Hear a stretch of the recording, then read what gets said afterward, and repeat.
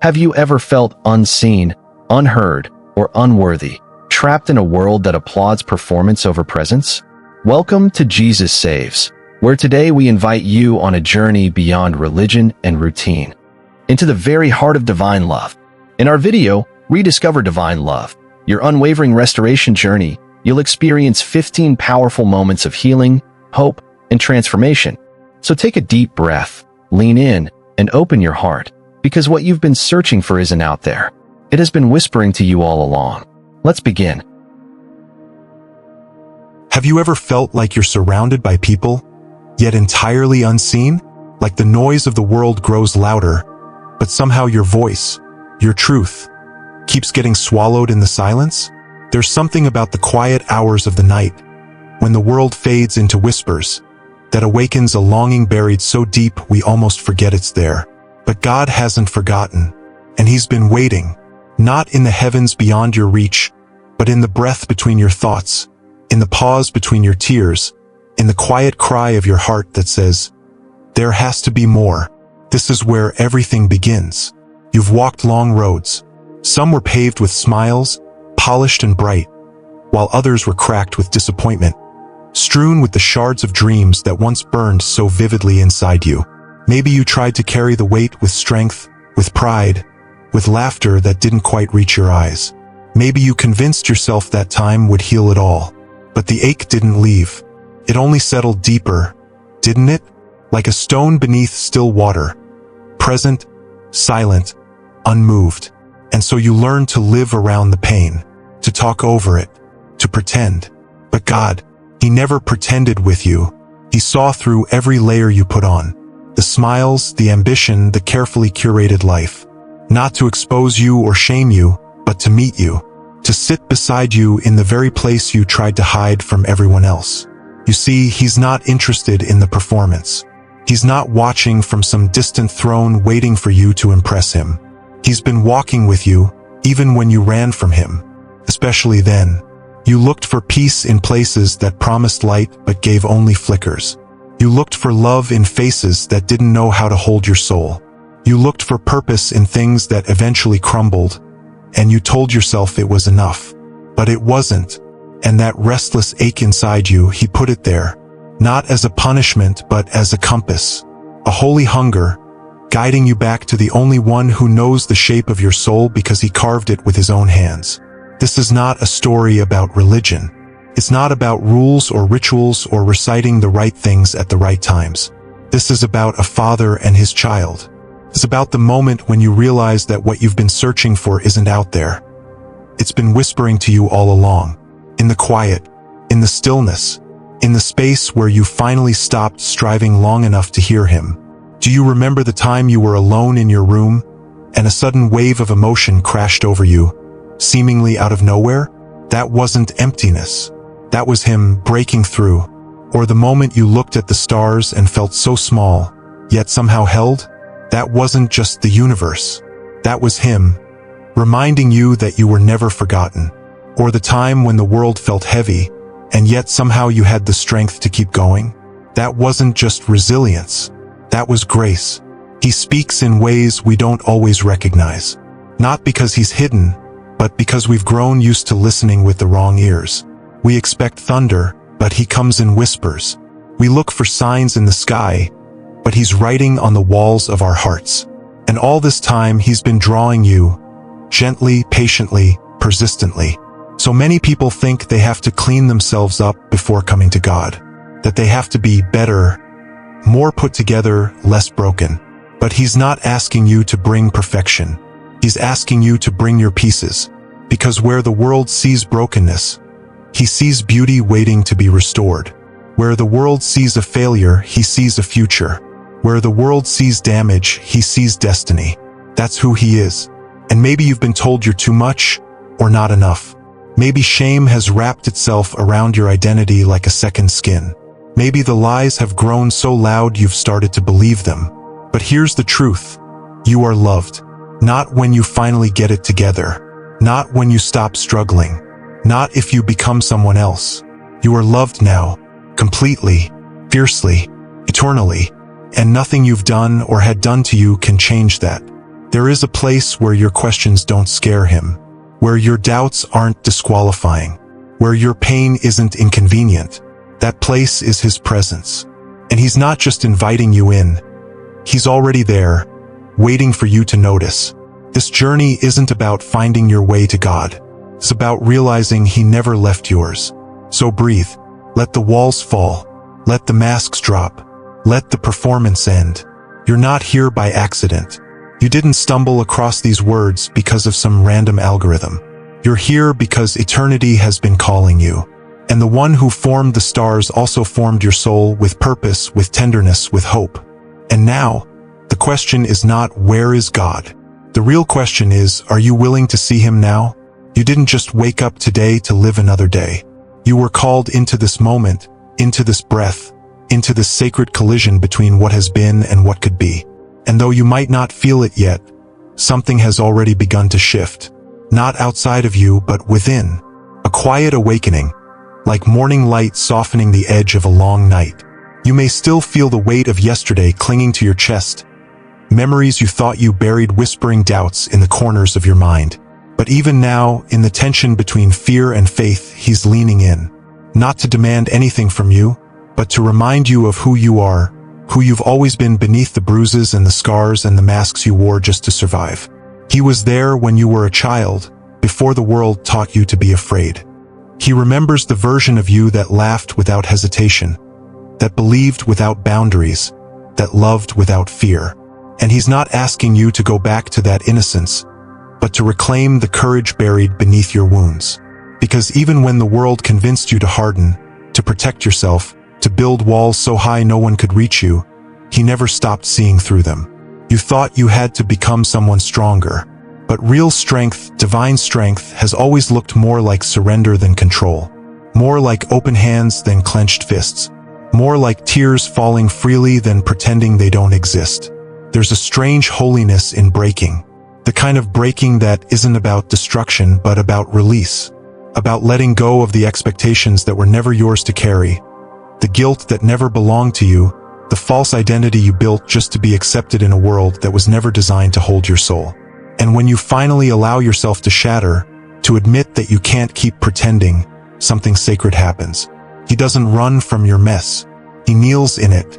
He doesn't flinch at your pain. He feels it with you. And when all you have left are fragments, he doesn't turn away, he begins to create. You see, we've misunderstood healing. We've imagined it as returning to who we once were, as fixing what's broken until it's whole again. But God's healing doesn't always look like what we expect. Sometimes it's not about going back, but about becoming something entirely new. He's not trying to patch up your cracks. He's writing his glory through them. The same hands that shaped the galaxies are gently shaping your story, not erasing the pain but redeeming it, not ignoring the past but using it to birth purpose. Have you ever wondered why the places that hurt the most are the ones you can't stop thinking about? Why certain moments replay in your mind like echoes that won't fade? That's not your failure. That's an invitation. Every pain you've carried is a portal, a doorway into deeper understanding, deeper connection, deeper presence. And if you dare to walk through them with him, you'll discover that what was meant to destroy you can actually deliver you. Not because the pain was good, but because he is. There's a sacredness to your scars. Not because the pain was beautiful, but because beauty rose from it. Like a flower through concrete, like a song rising from silence, like breath in the lungs of someone who almost gave up. That's what grace does. It doesn't erase your history, transforms it. He knows the story you've been telling yourself, about how you're too far gone, too damaged, too much, too tired, and he's rewriting it in the ink of mercy. He's not just healing your wounds. He's redefining your worth. This world taught you to measure yourself by what you produce, how you perform, who accepts you, how useful you are. But he doesn't operate by the rules of this world. He's not asking you to be impressive. He's asking you to be present. He's not seeking your strength. He's offering you his. He's not waiting for you to fix yourself. He's coming to find you in the middle of the process. Because this isn't a race. It's a resurrection. One sacred step at a time. You might not feel ready. You might not feel worthy. But feelings have never been the foundation of faith. Truth is, and the truth is this, you were never meant to carry this alone. Not your pain, not your fear, not your uncertainty.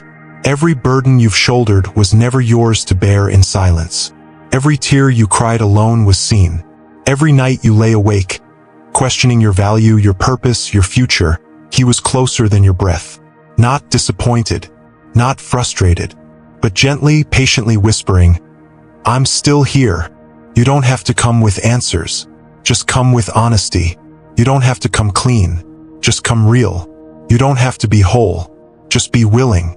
Because he's not asking for your perfection. He's offering you his presence. And it's in that presence, not in your striving, not in your accomplishments, not in your pretending, that real change begins. That's where healing lives. That's where peace is born. That's where you finally hear the voice that's been speaking all along. The voice that says, you are mine. I've called you by name. You are not alone. You are never alone. There's a moment in every life when the noise finally fades, and what's left is not the opinions of others, not the weight of expectation, not the echo of your failures, but a single question that rises from the core of your being like a whisper wrapped in eternity. Who am I, really? The world may have given you many answers. Some were shouted, some were whispered, some were carved into you so deeply they felt like truth. But they were lies disguised as labels, wounds disguised as worth, roles mistaken for identity. And yet through every misstep, every wrong turn, every attempt to become what you thought you had to be in order to be loved, he has been waiting not for the version of you that performs, but for the one hidden underneath all the layers you've worn to survive. You see, identity isn't something you earn. It's something you remember. And he's not trying to make you into someone else. He's calling you back to the one he first imagined when he breathed you into existence. Not perfect, but precious. Not flawless, but fully known. And still so deeply loved. Because love, real love, doesn't wait for you to prove your worth. It doesn't retreat when you mess up. It doesn't turn away when you're too tired to keep pretending. Real love steps in when everything falls apart. Real love whispers, stay, when you're ready to run. Real love looks at the ugliest parts of your story and says, I can use that too. But maybe you've believed for too long that you're not enough. Maybe someone looked you in the eyes and convinced you that you were too broken, too complicated, too much of a burden. Maybe life itself told you that you had to shrink, that you had to hide, that you had to earn the right to be seen. But the voice of God is not the voice of shame. He never said you were too far gone. He never called you unworthy. He never asked you to become smaller so others could be comfortable. That wasn't him. That was fear. That was rejection wearing the mask of religion. That was pain parading as truth. But now the voice of your Father is cutting through all of it. And he's not asking you to rise to some unreachable standard. He's asking you to rest, to return, to remember. There's a sacred kind of remembering that happens not in the mind, but in the soul. It's when your spirit hears something it forgot it knew, like a melody from your childhood, faint but familiar, like the feeling of coming home after a long journey through foreign lands. That's what his voice does. It awakens the part of you that never stopped longing for him, even when you tried to fill the emptiness with everything else. Because deep down you've always known, nothing else was ever enough. Not the applause, not the approval, not the temporary highs or the carefully crafted illusions. You've tried it all and still you were left with hunger. But now you're beginning to understand why. You were never meant to live on crumbs when you were born for a feast. You were never meant to strive endlessly just to taste love for a moment. You were created to live from love, not for it. And that love is not a concept. It's a person. He's not distant. He's not demanding. He's not disappointed in you. He's drawing near, not with judgment, but with fire. A holy fire that doesn't consume you. It consumes the lies that have held you captive. It doesn't destroy you. It destroys everything that was never truly you to begin with. This is not a call to religion. This is not a summons to conformity. This is a divine invitation to return to the source of your breath, the architect of your soul, the one who knew every moment of your life before you ever lived it, and still said, "You are worth it. Not because of what you do, not because of what you'd become, but simply because you are His." Do you hear that? You are His. Before the world told you what you needed to be, before the shame, before the striving, before the heartbreak, you were His, and you still are. There's power in belonging, not the kind the world gives, based on status or performance, but the kind that cannot be shaken because it was written in eternity. That's what you were made for. And the moment you stop running, the moment you let go, the moment you fall into that love without conditions or requirements, that's when everything changes. Not because you suddenly have all the answers, but because for the first time, the questions don't scare you anymore. You realize that your worth isn't tied to being understood, that your identity isn't found in what others expect of you, that your healing doesn't require permission, that your hope was never lost. It was just buried under years of survival. But now, survival is no longer enough for you. You were made for more.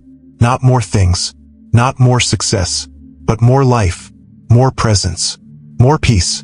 The kind of peace that holds you even when the storm doesn't stop. The kind of life that doesn't begin when everything gets better, but begins when you finally surrender to the truth that He is enough, that you are enough, because He is in you, and nothing can change that. So here you are, not by chance, not by coincidence, but by divine design. You may not have seen it before, but everything in your story has led to this moment. Not one tear was wasted, not one prayer went unheard, not one day passed without Him seeing you. And now He's calling you deeper, not to earn His love, but to experience it, to be changed by it, to be held in it. Not someday, not when you've figured it all out, but now, right here, just as you are. There are places within you that you've sealed shut, corners of your soul that haven't felt sunlight in years, spaces where silence grew so thick it started to sound like truth. But God doesn't avoid the dark. In fact, He walks straight into it, not with condemnation, but with compassion. He doesn't demand you to open every door at once. He simply stands there, waiting at the threshold of your pain, with eyes that have already seen everything and still burn with love. The kind of love that doesn't flinch, the kind that stays, the kind that doesn't just visit the beautiful rooms of your heart, but moves into the mess, pulls up a chair beside your wounds, and says, "I'm not going anywhere." You've been taught to keep it together, to smile when it hurts, to be strong when you're breaking. And you've done it so well, even you started believing the mask. But now the mask is heavy. Now the performance is exhausting. And somewhere inside, there's a longing not to be impressive anymore, just to be real, just to be held, just to be seen and not fixed.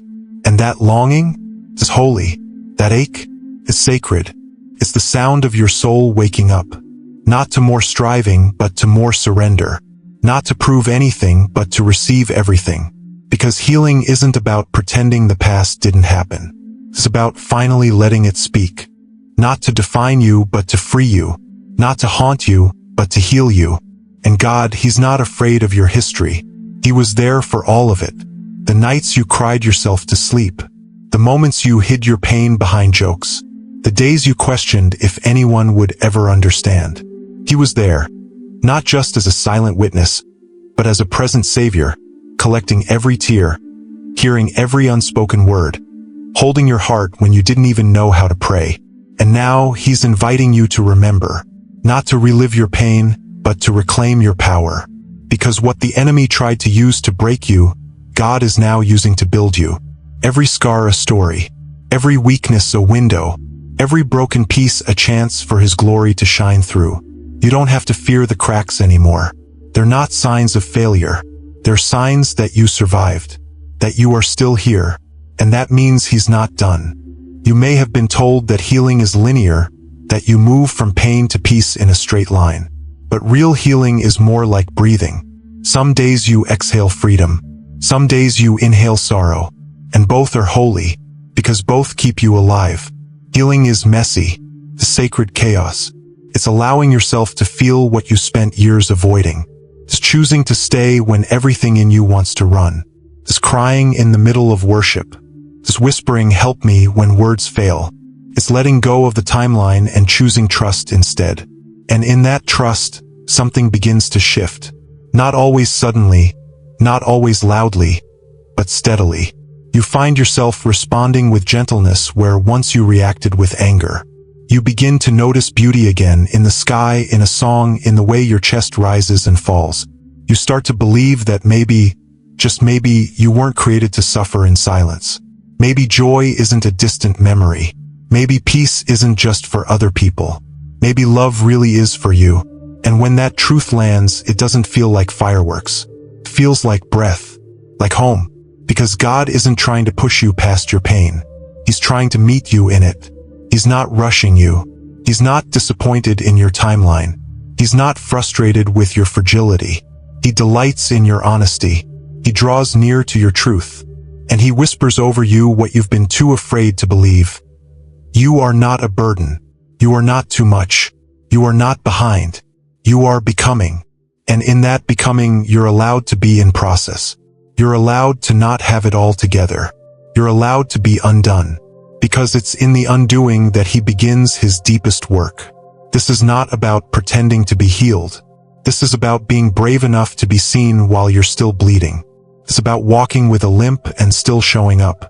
It's about refusing to hide your humanity and discovering that in your humanity is where the divine loves to dwell. Not just in your Sunday best, but in your Monday morning grief, in your Thursday night doubts, in your everyday, ordinary, unfiltered reality. That's where he meets you. That's where he speaks. That's where heaven touches earth. Not in your perfection, but in your presence. You were never meant to do this alone. You were never meant to carry the weight of the world on your shoulders. That's why he calls himself your shepherd, not your supervisor. He leads, he carries, he restores. And yes, sometimes the path wins through valleys. Yes, sometimes it feels like the shadows are louder than the light. But the shepherd never leaves. He doesn't send you ahead while he watches from a distance. He walks with you. He fights for you. He prepares a table for you right in the middle of the chaos. And at that table, you are not a guest. You are family. So if you're tired, come. If you're doubting, come. If you're angry, numb, worn out, lost, come. There is space for you here. Not just space, but welcome. Not just tolerance, but celebration. Because the very things you thought disqualified you are the things that open the door to deeper connection, to authenticity, to grace. And grace is not a theory. It's not a concept. It's the arms of the Father running toward you while you're still far off. It's the kiss on your forehead when you can't lift your head. It's the robe over your shame and the ring over your regret. It's the sound of heaven rejoicing not when you arrive perfect, but when you return honest. This is what healing looks like. Not always pretty, not always quick, but always worth it. And you, dear one, are worth it. Every single step. There's a moment when the light starts to break through. Not as a sudden explosion, but as a quiet unveiling, like morning mist lifting from a mountaintop. It doesn't come because you've earned it or because you've finally figured everything out. It comes simply because you've stopped running, because you've let yourself be found. And being found by God isn't like being caught by the world. The world points fingers. The world keeps score. The world holds your past like evidence in a courtroom. But God, he holds it like a story he's rewriting. He doesn't look at you and see shame. He sees his child coming home. He doesn't see sin. He sees the soil from which redemption will bloom. Because he doesn't restore you to who you were. He calls you into who you've always been beneath the pain, beneath the pressure, beneath the years of forgetting. And this is what transformation feels like. Not a change of behavior, but a change of being. Not just learning how to speak differently, but learning how to see differently. To see yourself through his eyes, even when your own are clouded with regret. To believe that you're not defined by your damage, but by your design. That your story didn't start with heartbreak. It started with purpose. That before the wounds, before the silence, before the moments that tried to erase your wonder, you were already chosen. You were already beloved. And nothing you've walked through has changed that. If anything, it's revealed the depth of that love.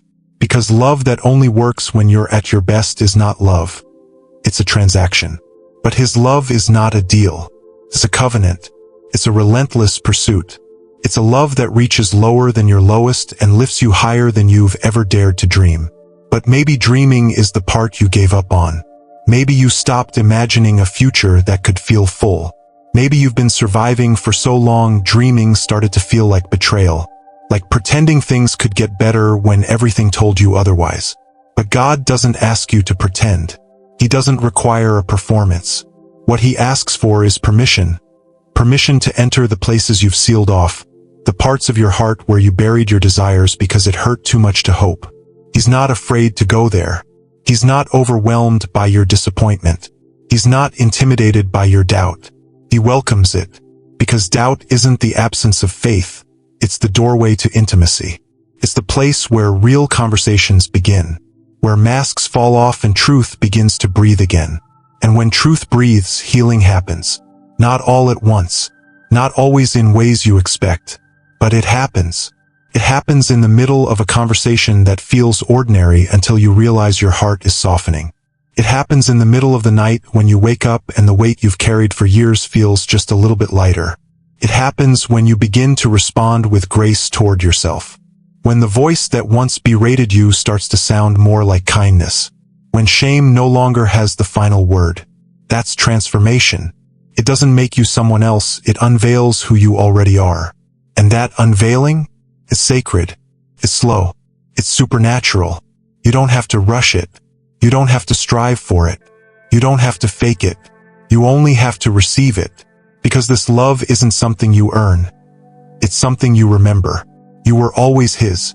And nothing you've done, nothing you've believed, nothing you've feared has changed that.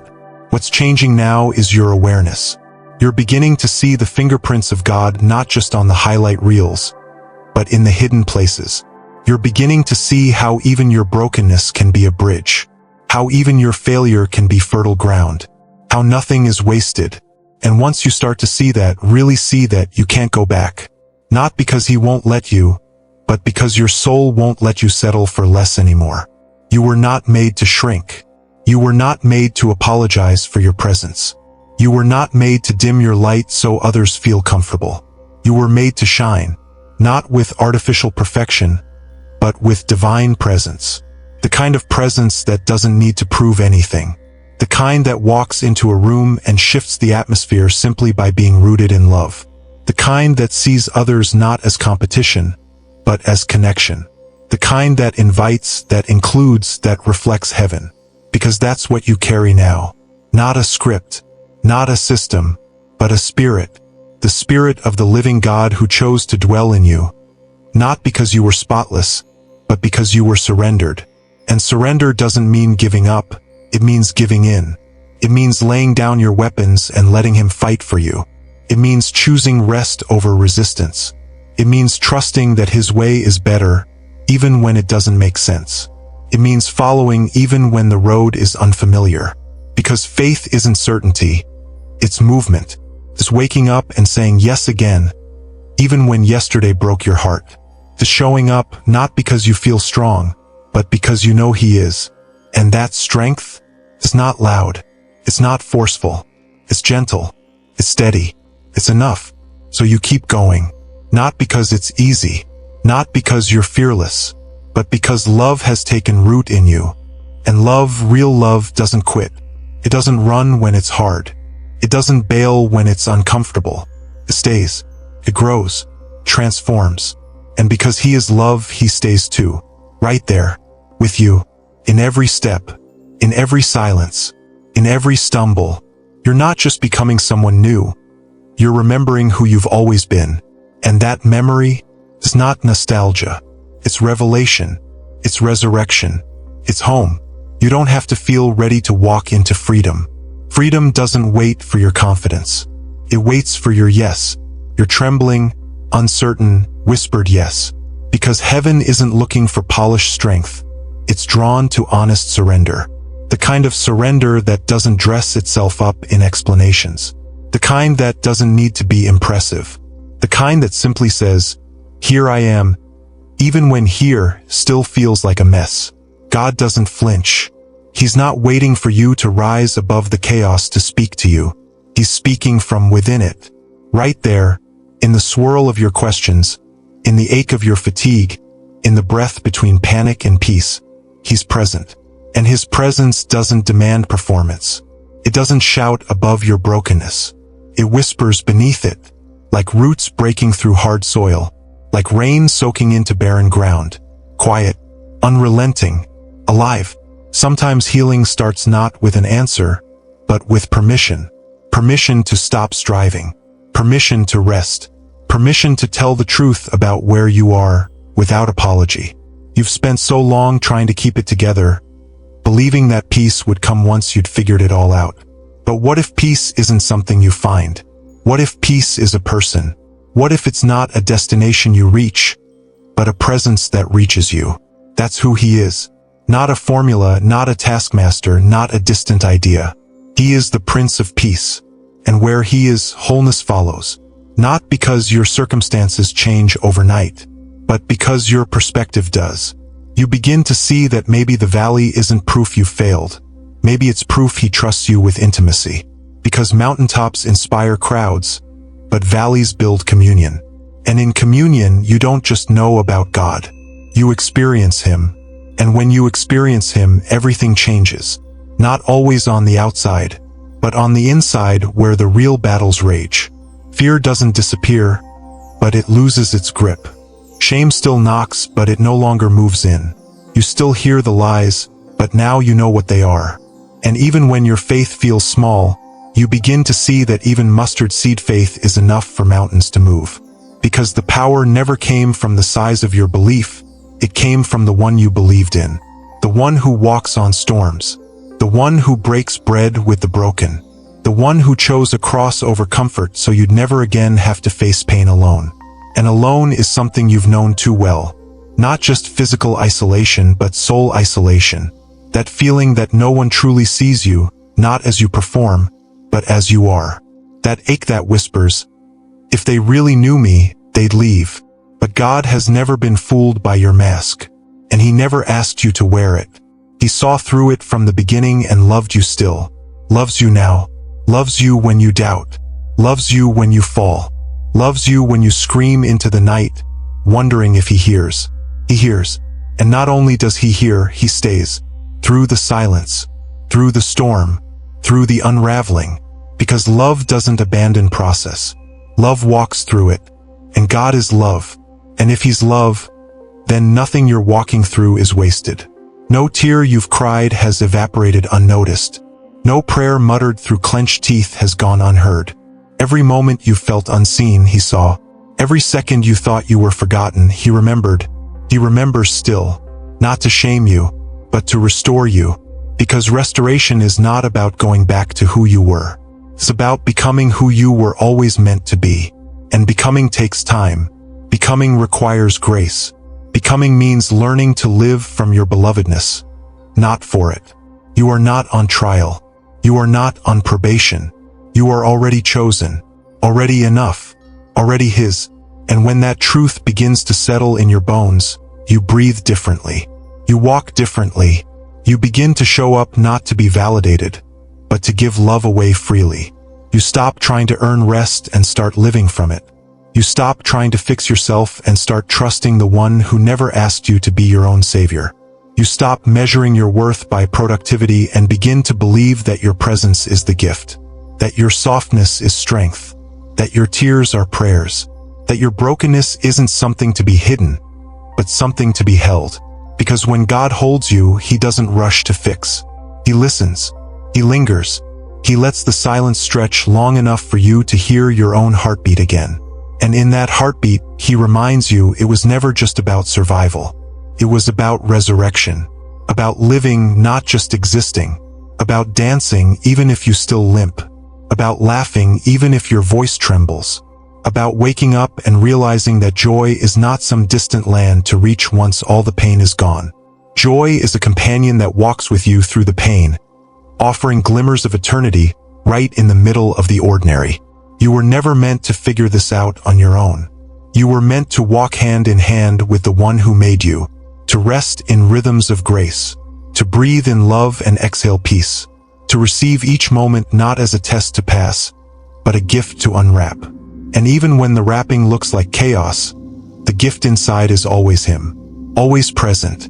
Always faithful. Always enough. So let yourself be here. Not who you wish you were. Not who you think they need you to be. Just here. With Him. In this breath. In this holy now. Because here is where healing begins. Here is where heaven breaks in. Here is where you remember. You are not waiting to be worthy. You are not climbing toward acceptance. You are already held. Already seen. Already home. There's something sacred that happens when you stop trying to be impressive and simply become available. When you no longer exhaust yourself chasing perfection and instead open your hands to grace. Because grace doesn't require you to be flawless. It only asks you to be honest. And honesty is holy. Honesty is the soil where real healing takes root. It's the moment when you stop editing your story to make it more palatable and start telling it as it really is. Because only what is brought into the light can be transformed by it. Only what is offered with trembling hands can be filled with divine strength. And the moment you stop hiding is the moment you start healing. Not because hiding made you bad, but because hiding made you tired. And your soul was not made for exhaustion. It was made for communion. Communion not just with God, but with yourself. Because some of the most powerful restoration comes not when others accept you, but when you finally stop rejecting yourself. When you start speaking to your own heart the way He does, with gentleness, with compassion, with truth that doesn't shame but sets free. Maybe you've heard 100 sermons about love. Maybe you've memorized the verses. But there's something different about encountering it. About knowing, not just mentally, but viscerally, that you are loved here, in this unfinished chapter, in this quiet in-between. Not because of what you bring to the table, but because you are the table. You are where God delights to dwell. You are where heaven plants seeds. You are where hope is rising again, even if it still feels fragile. And fragile is not a flaw. Fragile is sacred ground. It means you are open. You are human. You are real. God never asked you to be made of stone. He made you from dust, from breath, from love. He crafted you with limits not to shame you, but to invite you into deeper dependence. To show you that when you reach the end of yourself, you haven't reached the end of Him. In fact, that's where He begins. In your end. In your breaking. In your confusion. In the chaos of not knowing who you are anymore. He knows. And He isn't waiting for you to figure it all out to call you beloved. He calls you that now. In this sentence. In this heartbeat. In this moment where everything still feels undone. Because maybe the point isn't to tie everything up in a bow. Maybe the point is to let love unravel what was never meant to hold you in the first place. The lies, the pressure, the fear, the expectations that made your worth feel like a currency you had to keep earning. Maybe freedom is not found in becoming someone better, but in remembering you never stopped being someone beautiful. That even in your darkest hour, you were still light to Him. Still worth chasing. Still enough. Not because of anything you've done, but because of who He is. Because His love doesn't run out. Doesn't grow cold. Doesn't dilute with time. It remains. It deepens. It waits for you to be still long enough to hear its whisper again. And when you hear it, something begins to shift. Your goals no longer revolve around applause. They revolve around alignment. Your plans no longer serve your pride. They surrender to purpose. You stop asking, how can I win? And start asking, how can I love? You stop building walls and start building tables. You stop trying to protect your reputation and start protecting your peace. Because when love becomes the center, everything else finds its place. Anxiety loses its power. Control loses its appeal. You no longer live like a performer. You live like a child. A child who knows they are held. A child who knows they can ask and run and fall and rise again. A child who knows they are never alone. And in that childlike faith, you discover that simplicity is strength. That stillness is strategy. That quiet confidence is not weakness, but wisdom. You stop striving to be loud and start choosing to be present. To listen, to slow down, to feel. Because numbing was never the cure. Avoidance was never healing. And you were never meant to outrun your pain. You were meant to walk through it with God beside you. Letting Him show you not just how to endure, but how to emerge. changed, softened, anchored, glorious, not despite what you've been through, but because of it. He wastes nothing, not a single moment, not a single tear. And if you could see what he sees, you'd stop regretting the journey. You'd stop despising your story. You'd start seeing your scars as sacred ink in a testimony still unfolding. A testimony that will speak to others not because you're perfect, but because you've been present. You've stayed when it was easier to quit. You've hoped when it felt safer to shut down. You've loved when it made more sense to close off. And that love, it matters. It multiplies. It changes the atmosphere. Because every time you choose love over fear, heaven breaks through. You are not just surviving. You are sowing. Planting seeds in places that once looked barren.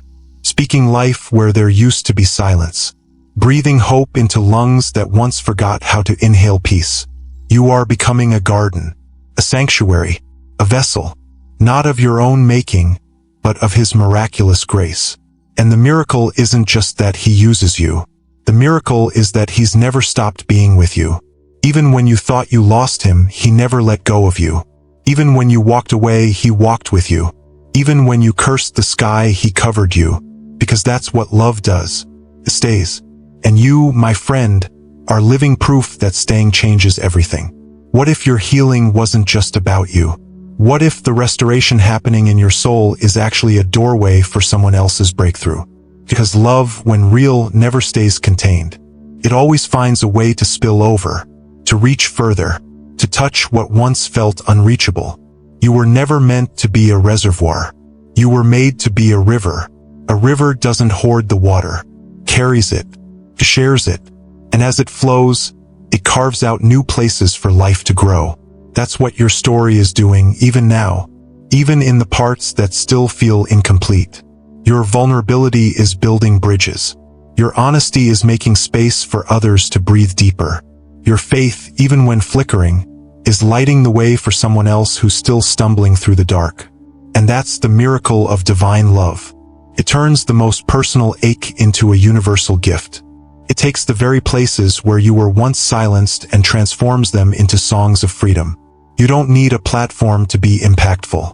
You just need to be present, to be kind when it's inconvenient, to be gentle when the world is harsh, to listen when everyone else is talking. That's how heaven touches earth, through people who carry peace into chaos, through souls who've learned that influence doesn't always look like fame. Sometimes it looks like faithfulness, showing up, staying soft, staying true, even when it's costly. You don't have to shout to be heard. You don't have to strive to be significant. The world may chase recognition, but heaven honors reverence. And when you walk in love, there's a quiet authority that follows. Not the kind that dominates, but the kind that liberates. The kind that says, you're safe here. You're seen here. You matter here. That is the kind of presence you're being shaped into. Not one that impresses, but one that transforms. And the transformation isn't just for you. It's meant to multiply, to spread, to catch fire in the hearts of others who were waiting for someone, anyone, to live free so they could believe freedom was possible too.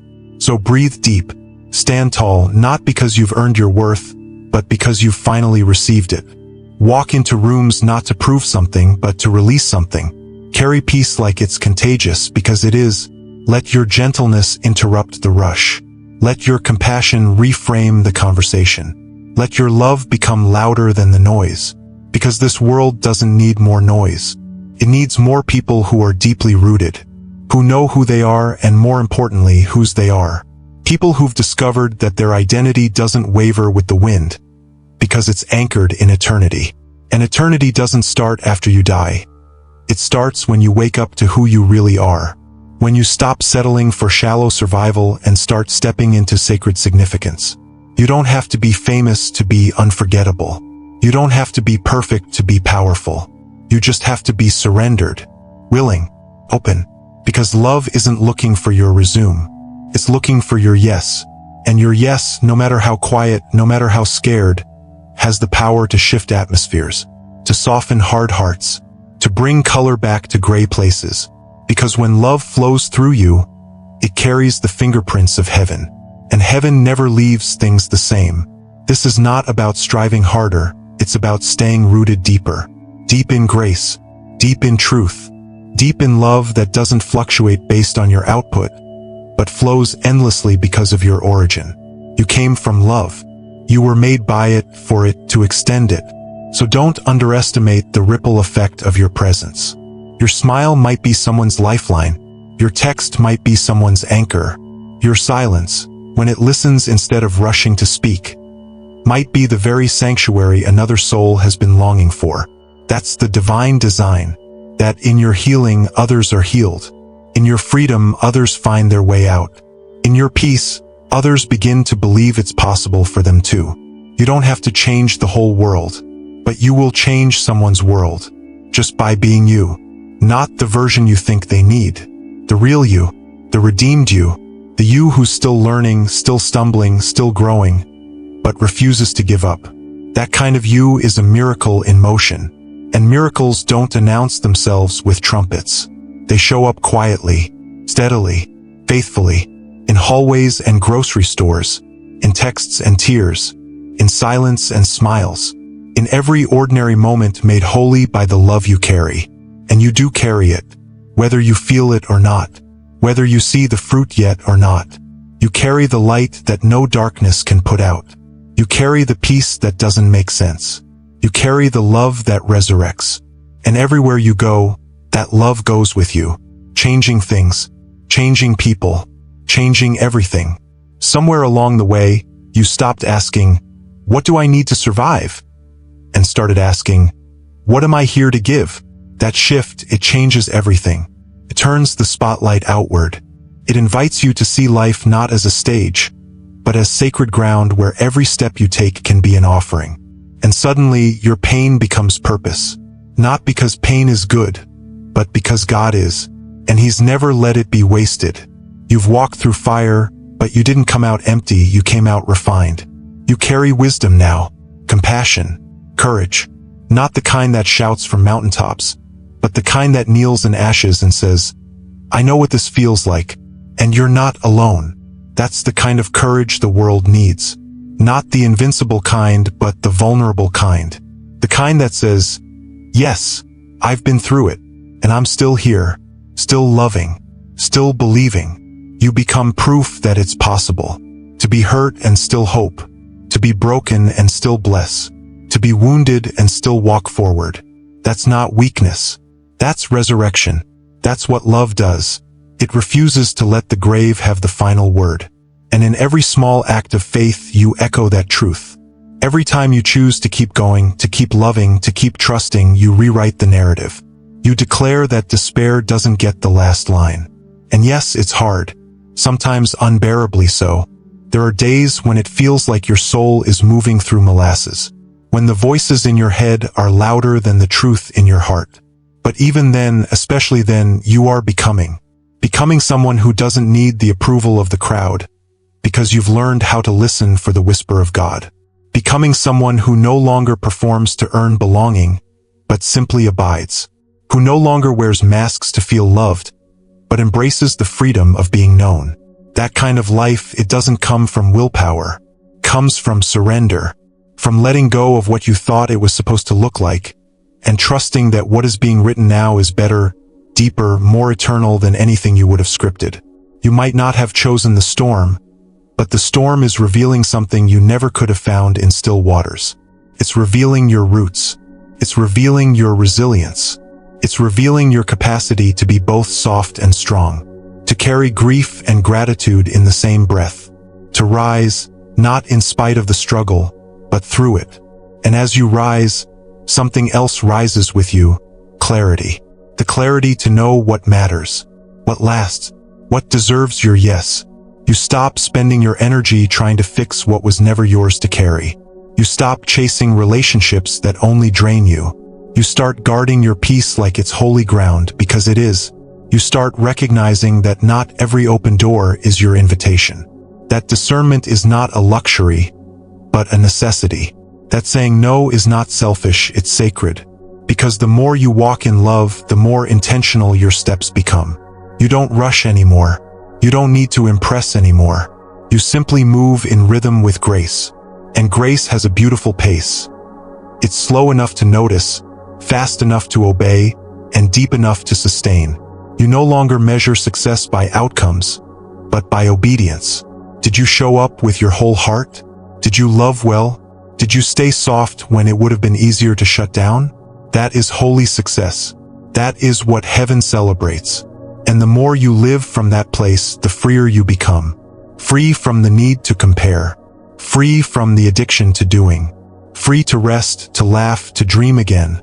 Not because everything is perfect, but because your hope is no longer fragile. It's anchored. It's fierce. It's alive.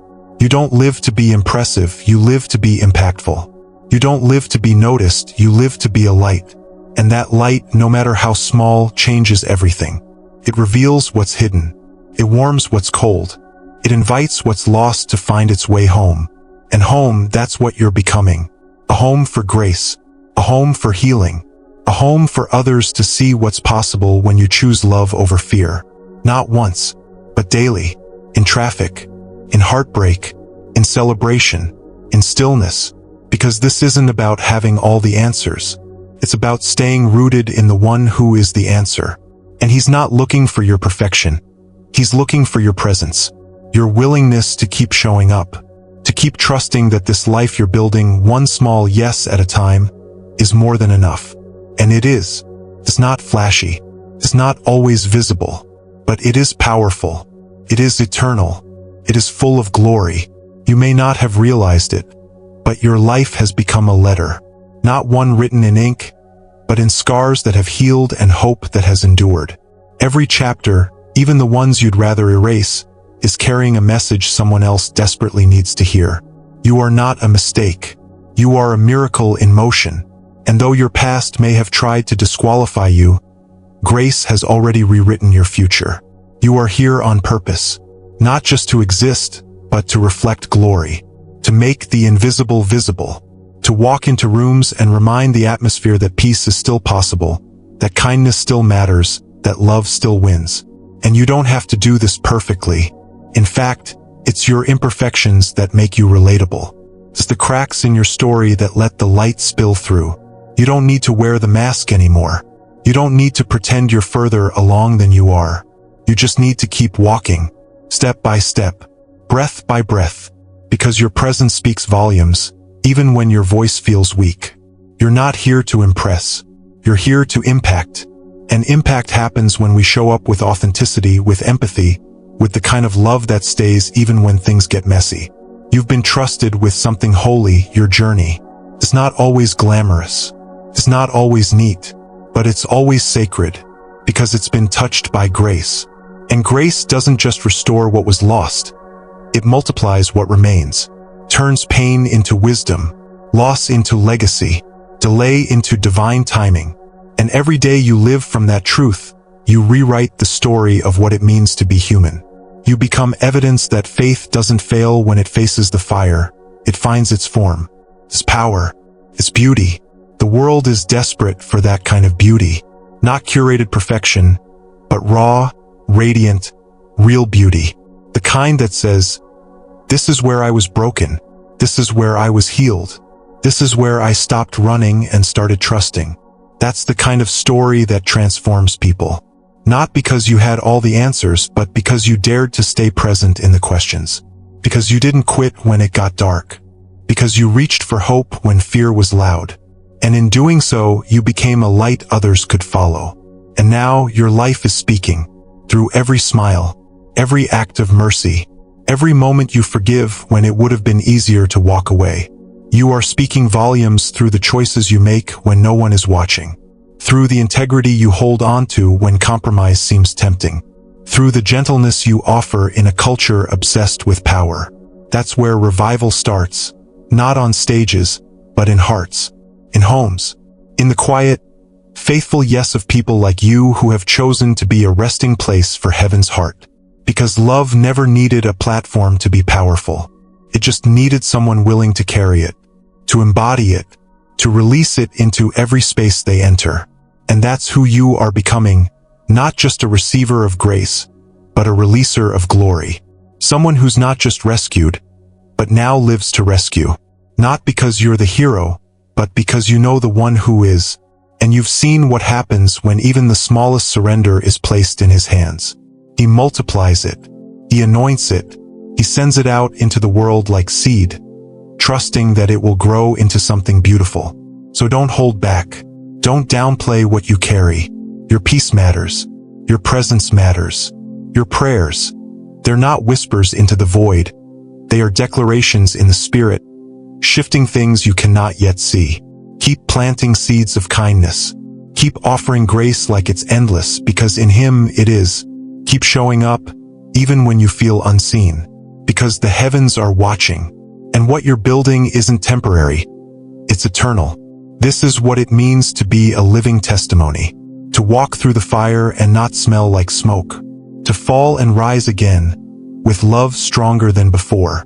To know who you are and whose you are, and to let that truth shape everything. This is how revival begins. Not with noise, but with depth. Not with crowds, but with consistency. Not with fame, but with faithfulness. And you, beloved, are walking it out one holy step at a time. There's a sacred rhythm in your journey now. One that doesn't depend on applause or accolades, but on the steady pulse of a heart aligned with its creator. You may not see the full symphony yet, but you are learning to play each note with trust rather than fear. Every time you choose kindness over convenience, generosity over gain, and presence over performance, you contribute to a new world being born. One that values compassion above competition, vulnerability above validation, and love above all else.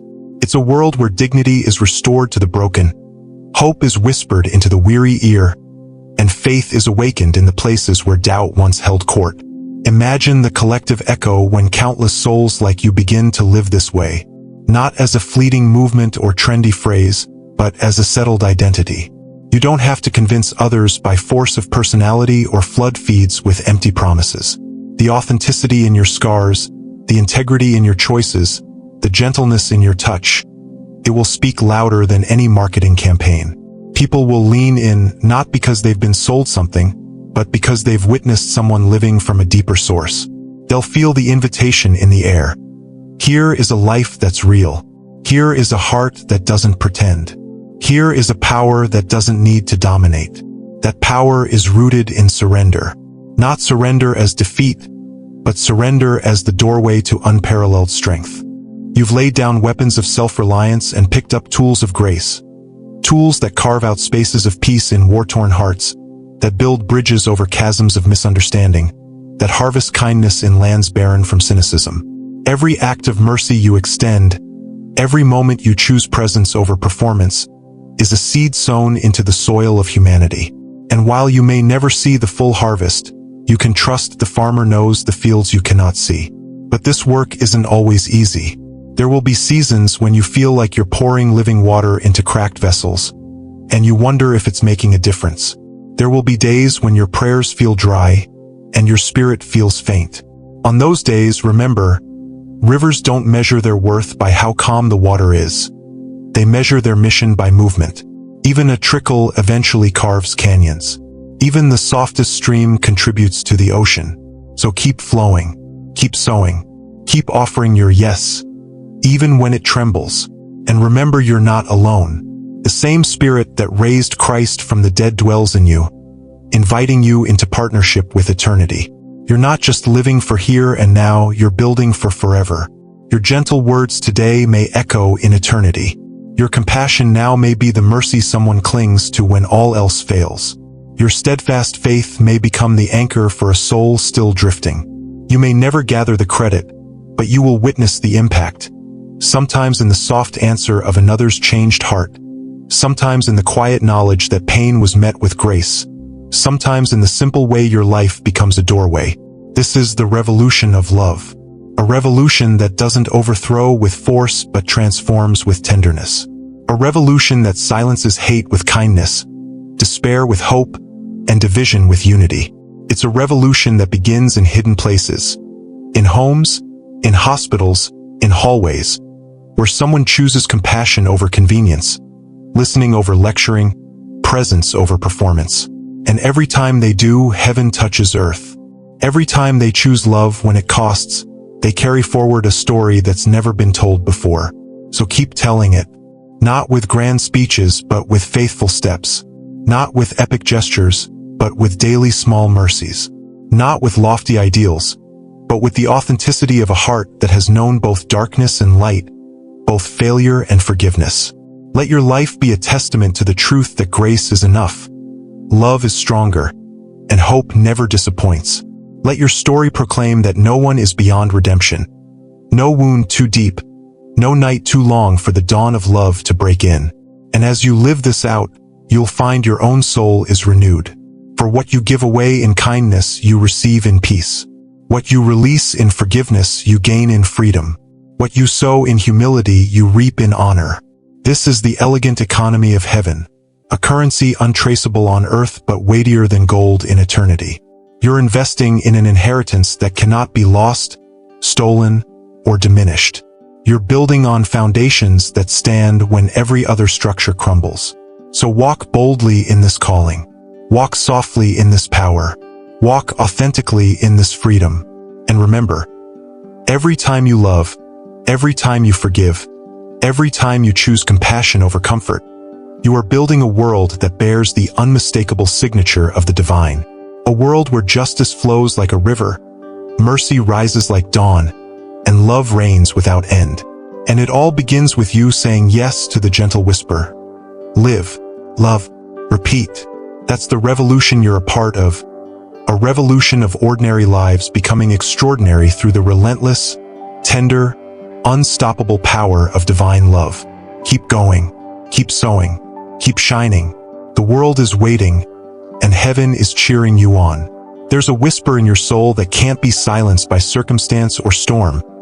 A gentle reminder that you are not an afterthought but the centerpiece of a grand design. And now, as you step into the fullness of your calling, you begin to realize that your life isn't just a story. It's a living canvas where grace paints its masterpieces through every brushstroke of your choices. Every act of kindness, every word of hope, every moment you stand for truth becomes a pigment in a portrait of redemption far larger than you can conceive. Imagine for a moment the collective masterpiece that's forming. A world where hearts break for others' sorrow before they break for their own comfort. Where compassion flows faster than criticism. Where healing is pursued more passionately than judgment. That world begins in your next decision. Right now, in the quiet between your thoughts, you have the power to choose. To forgive the one who hurt you. To speak encouragement to the one who doubts. To offer a hand to the one who's fallen. You don't need permission from anyone else. He's already given it. Every time you yield to love, you add color, depth, and beauty to a canvas that will echo through eternity. And yes, sometimes your palette feels limited. You feel like you have only shades of grief, pale paints of fear, and streaks of regret. But grace doesn't require a full palette to create brilliance. It only requires willingness. Willingness to let him mix what you have with the hues of his presence. Willingness to let your vulnerability become a vessel for his strength. Willingness to let your mistakes be the raw material for his mercy. In that alchemy, something miraculous emerges. Beauty born from ashes, hope rising from the ruins, life blooming in soil once scorched by despair. You weren't designed to be a spectator in this process. You were created to be a co-artist, dipping your heart into the well of his love and leaving your imprint on the world. That's the difference between creating for applause and creating for eternity. Applause fades. Eternity endures. When you paint with faith, your strokes outlast the noise. They outlive the fleeting trends. They resonate in the spaces where heaven meets earth, in moments unseen and words unspoken but deeply felt. So let your life be a symphony of surrender and song, a melody woven with the threads of grace. Let your compassion be the chorus that rises again and again over the dissonance of despair. Let your forgiveness be the bridge that reconnects broken relationships. Let your integrity be the rhythm that guides others back to authenticity. And let your hope be the harmony that reminds weary souls there's a dawn waiting beyond the darkest night. It's not about having it all together. It's about offering your togetherness, no matter how fractured, to the one who makes all things new. It's not about the size of your talent, but the depth of your trust. It's not about your perfection, but about His presence flowing through your imperfection. And when you grasp that, you realize you carry more than you ever imagined. The fingerprint of the divine, the echo of eternity, the promise of resurrection. Your canvas is unlike any other. It bears the signature scars of your story, the unique pattern of your gifts, the unmistakable hue of your trust. No one else can paint what you can paint. No one else has walked your path or known your journey. Your life is your art, and it matters. The world needs your color, your contrast, your perspective. Don't wait for all the paints to come in. Don't wait for the perfect moment. Just take the brush in hand, lean into grace, and start your next stroke. Because the great artist is already at work in you. He's not waiting for you to finish before he adds his touch. He's painting alongside you, guiding your hand, blending his light with your life. And together, you're creating something breathtaking. Something that speaks louder than words. Something that invites every observer to pause, to breathe, to believe that beauty can emerge from brokenness, that hope can blossom where despair once reigned, that love is the masterpiece worth living for. So go ahead, pick up the brush of your next choice, dip it into the well of grace, paint boldly, paint honestly, paint with the confidence that each stroke matters. Because in the end, your life will hang in the gallery of eternity, not for the perfection of your technique, but for the depth of your story, the fidelity of your faith, and the beauty of a heart surrendered to divine love. And that, dear friend, is the most magnificent work of art the world has ever known. There's a profound mystery in the way grace unfolds, not like a sudden curtain drop, but like dawn breaking in layers, each moment revealing more light than the one before. You're no longer simply moving forward. You're rising, layer by layer, into the fullness of who you've always been. And as you ascend, you begin to see that your life isn't just a path. It's a tapestry woven with threads of mercy, moments of triumph, patches of pain, and stitches of beauty that only divine hands could have sewn. Remember when you thought your story was over, that the chapters of loss and regret would define you until the end? But here you are, turning the page, ready for the next installment. You carry wounds, yes, but they're no longer anchors. They're markers of survival, signposts pointing toward the God who refused to let you go. You carry scars, yes, but they're not badges of shame. They're emblems of grace, evidence that redemption has a way of making the broken parts more beautiful than the originals. And it's not just about your personal ascent. As you climb, you widen the path for others. Your progress becomes a promise to someone still stuck at the bottom, someone who's lost sight of the peak. You become both the proof and the guide. Proof that the climb is possible, and guide because you've navigated the rocks and the rough patches. Your life is no longer just a testimony. It's a trail others can follow. Here's the secret of this climb. It's not fueled by your strength, but by His. You begin to discover that when you run on empty, His limitless supply becomes your tank. When you feel lied to by your emotions, His unchanging truth realigns your heart. When you're tempted to give up, His unyielding hope picks you up. You learn that dependence isn't defeat. It's the only way to soar. The higher you go, the more obvious it becomes. You were never meant to fly on your own wings. And as you ascend, you see things differently. You notice the beauty in small mercies. The smile from a stranger, the unexpected hand reaching out, the quiet whisper in your soul that says, keep going. You realize that the journey isn't just about the summit. It's about each moment of discovery along the way. It's about tasting grace in a shared meal, hearing hope in a gentle word, feeling peace in a breath held when panic threatened. But the ascent isn't always easy. There are days when the air feels thin, when every step demands more faith than you think you have. Days when doubts echo louder than the whispers of promise. Days when the world's weight seems poised to crush your spirit. And on those days, remember, you're tethered to an anchor that holds beyond the limits of your vision. You're connected to an unbreakable chain of love. You're part of a collective ascent, surrounded by unseen companions whose prayers and faith carry you when your own wings falter. And this community of the heart isn't built in grand gatherings alone. It's built in the silent solidarity of shared humanity. It's in the tears you've shed that echo someone else's sorrow. It's in the faith you cling to that mirrors another's hope. It's in the courage you muster that inspires someone else to stand. Each act of vulnerability bridges the gap between you and the one who thought they were utterly alone, showing them that they too can rise. Here's another truth. As you rise, you also reach back. The hands you extend are not there to pull others up for your glory, but to remind them that they are not forgotten. That's the heart of true leadership in this divine ascent. To lead with empathy, not entitlement. With service, not self-promotion. With love, not obligation. You become a living example of the creed you profess. That every life is worth the climb, every story matters, every heart is precious. And the ascent also changes how you view failure. No longer is a stumble a sign that you're unfit for the journey. It's a reminder that you're alive, that you're trying, that you're human. You learn to treat your missteps not as disasters but as detours, redirecting you, teaching you, making you more compassionate toward the missteps of others. You begin to see that grace doesn't just cover mistakes. It multiplies them into opportunities for deeper growth. That growth isn't always comfortable. True transformation rarely is.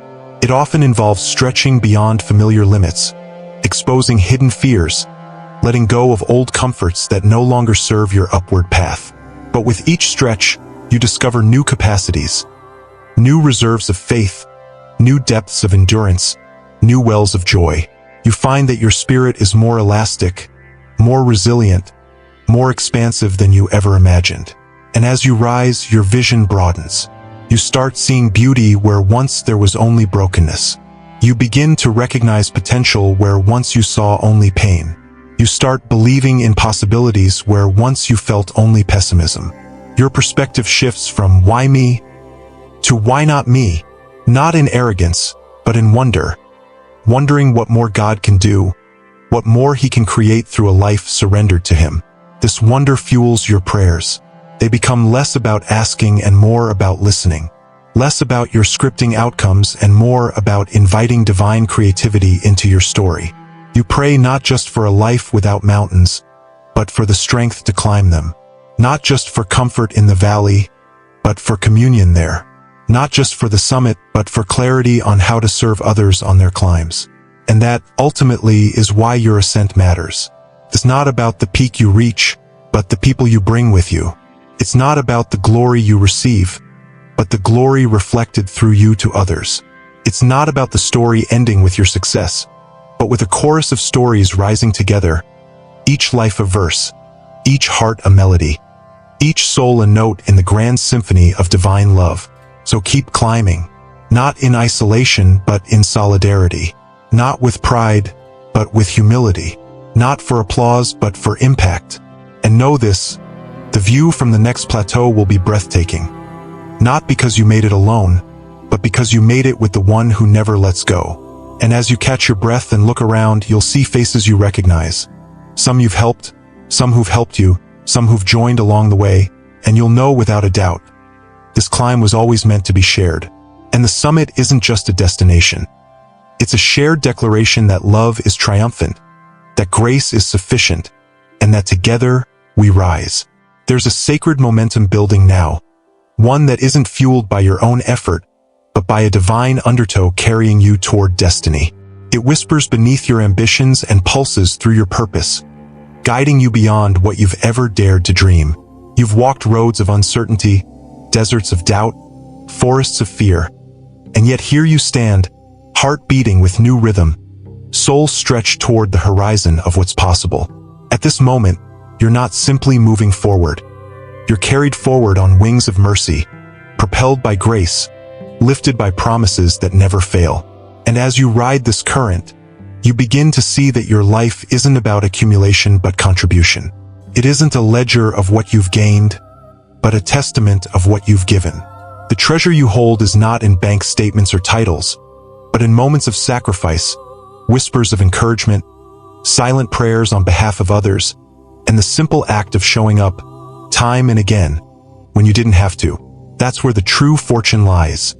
In the lives you touch, the hope you share, the kindness you scatter like seeds in fertile ground.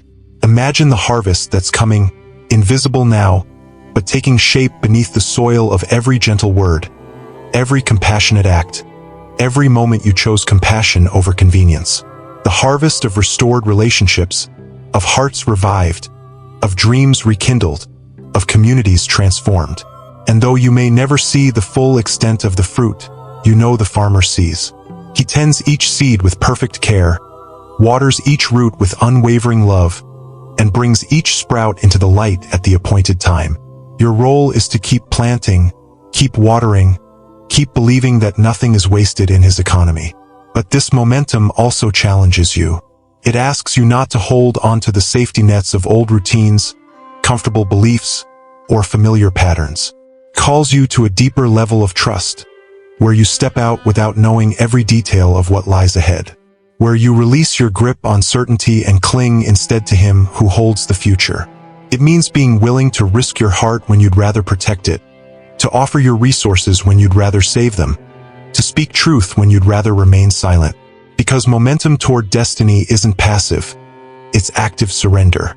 It's faith in motion, and that faith looks different in every season. Sometimes it's a bold move, leaving behind a job that no longer fits, pursuing a calling that seems uncertain. Other times it's a small whisper, praying for a neighbor, staying up to listen to a friend, choosing forgiveness when resentment beckons. Both are acts of momentum because they carry the heartbeat of heaven into earth. They declare that eternity matters more than the immediate, that people matter more than plans, that love matters more than logic. In this sacred flow, you also begin to realize that your weaknesses aren't liabilities, but invitations. Invitations for grace to shine, for strength to emerge, for vulnerability to become the avenue of connection. Instead of hiding your cracks, you learn to welcome the light pouring through them. You learn that the most powerful transformations happen not in spite of weakness, but through it. Because weakness shows where you need him most, and there he shows up. And in moments when doubt surfaces, when the undertow feels more like a riptide, the invitation remains the same. Turn your eyes back to the one who first called you by name. Remember the times he carried you when you couldn't stand, spoke to you when you felt unheard, held you when you felt broken. Let those memories anchor you. Let those truths steady you. Let the reality of his faithfulness be louder than the lie of your fear. This momentum is not an obligation, but a blessing. It's a gift to know you're on a path designed by love. It's a privilege to participate in a story larger than your own. It's a joy to realize you're not drifting randomly, but being drawn purposefully, toward growth, toward impact, toward becoming more like the one who dreams bigger for you than you ever thought to dream for yourself. So lean into this current. Let it carry you beyond yourself. Let it shape your decisions, energize your passions, and align your heartbeat with eternity's pulse. Walk forward with your hands open, ready to receive and to give, to bless and to be blessed, to serve and to be served. Keep your eyes fixed on the horizon of promise, even when storms rise. Keep your steps steady on the path of integrity, even when shortcuts beckon. Keep your spirit tender even when battles rage.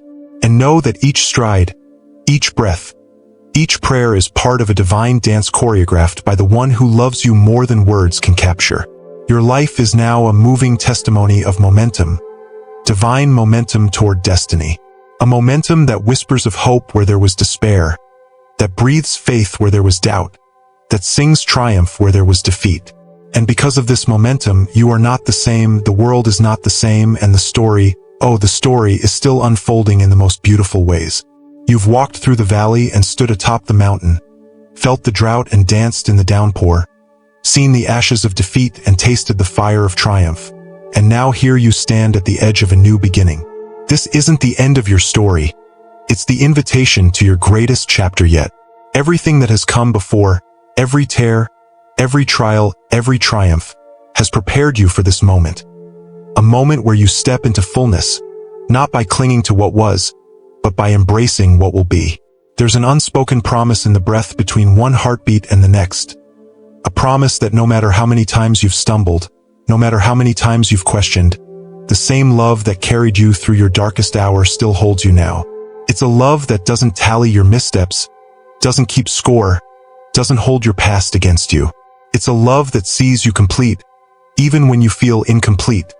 That calls you beloved, even when you feel unworthy. That whispers, "This next step, this is yours. I go before you, and so you go." Not walking backward, not clinging to regrets, but stepping forward with courage rooted in the certainty of his presence. You carry the lessons of the past like precious stones in your pocket, grace gathered in moments of brokenness, wisdom harvested from seasons of waiting, strength forged by the fires you never wanted to endure.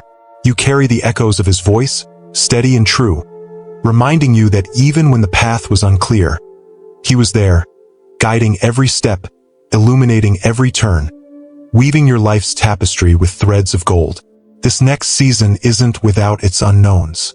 There will be days when the road seems too long, when the summit feels too distant, when the wind blows hard in your face. But you no longer fear the wind. You've learned to spread your wings, to let the gusts of challenge lift you higher. You've learned that what once threatened to knock you down now propels you forward. You've learned that you don't walk by sight but by faith, and faith sees what the eyes cannot. The promise of new growth, the beauty yet to bloom, the harvest yet to be reaped. The stakes have changed now. You're no longer just running for your own freedom. You're running so that freedom becomes contagious. You're no longer just rebuilding your own life. You're pioneering a path others can follow. You're no longer just living for your own joy. You're stewarding a joy that becomes a lighthouse to those still lost in the dark. Your life has become a mirror reflecting a love so expansive it can never be contained. And here's the secret. That love didn't start with you. It started with him. It started in an eternal moment before time began, when the universe was nothing but potential, and he spoke creation into being. He whispered stars into existence, breathed life into dust, and crafted you with deliberate care.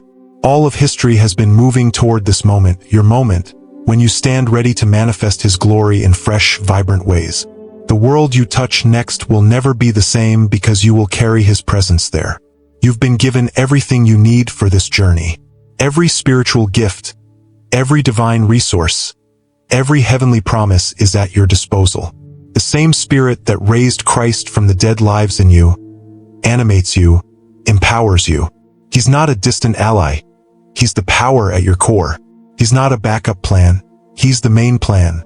And he's inviting you to live from that reality every day. To access that power not in extraordinary moments, but in ordinary ones, at the office, in the home, in the marketplace of ideas, in the marketplace of hearts. Imagine the world when every believer lives like this. Not as passive spectators, not as timid observers, but as active participants in redemption's unfolding drama. Imagine communities healed because people chose grace over grievance. Imagine justice rising because people stood for truth without weaponizing it. Imagine hope flourishing because people refused to settle for despair. Imagine church not as a building, but as a movement of loving presence in every corner of society. You're not called to fantasize about that. You're called to realize it. You're called to be the proof, the example, the living embodiment of a kingdom that doesn't rely on politics or programs, but on people who know how to love like Jesus loved, to serve like Jesus served, to forgive like Jesus forgave, to heal like Jesus healed. And it starts with you. Your life, your choices, your yes in this moment. So take a deep breath. Feel the pulse of heaven under your feet. Feel the rumble of eternity in your soul. Feel the certainty that you are never alone, that you are never unloved, that your story is still being written with the ink of mercy and the hand of a master author who will never let the pen drop. Step forward, beloved, into the destiny prepared for you since before the foundations of the world were laid. Your journey ahead is not just about where you'll go, but who you'll become. You'll become a vessel of compassion, a conduit of grace, a beacon of truth. You'll become a friend of the poor, a champion of the outcast, a voice for the voiceless. You'll embody kingdom values in ways that reshape culture, policy, art, science, wherever your gifts lead. This is not hyperbole. This is the high calling placed on the ordinary, everyday life of a person who dared to say yes. Yes, I will follow. Yes, I will love. Yes, I will serve. Yes, I will believe. And so you go into markets, into ministries, into classrooms, into boardrooms, into neighborhoods, into nations. And everywhere you go, you carry the fragrance of heaven. You carry the presence of a Savior who left the throne to walk dusty roads, who stooped to wash filthy feet, who died a criminal's death so that you could live an abundant, unshakable life. That life is now yours, to live, to share, to multiply. This is your greatest chapter yet. The best is not behind you, it's before you. The grandest vistas are not memories. They are promises waiting to be fulfilled. So lift your eyes beyond the horizon you see. Lift your heart to the reality you know. Lift your hands in surrender and then reach out in compassion. And watch as the kingdom comes, through you, with you, for everyone whose life you touch. The story continues, and you are both author and hero. Write it well, live it boldly, love it deeply, and the world will never be the same. Thank you for joining us on this sacred path of restoration. If you felt your spirit stirred, give this video a like, share it with someone who needs hope, and subscribe to Jesus Saves for more messages of grace. Remember, you are never alone. God's unwavering love goes before you, carries you through every trial, and calls you beloved. Until next time, keep walking by faith, keep shining His light, and may His peace fill your heart. God bless.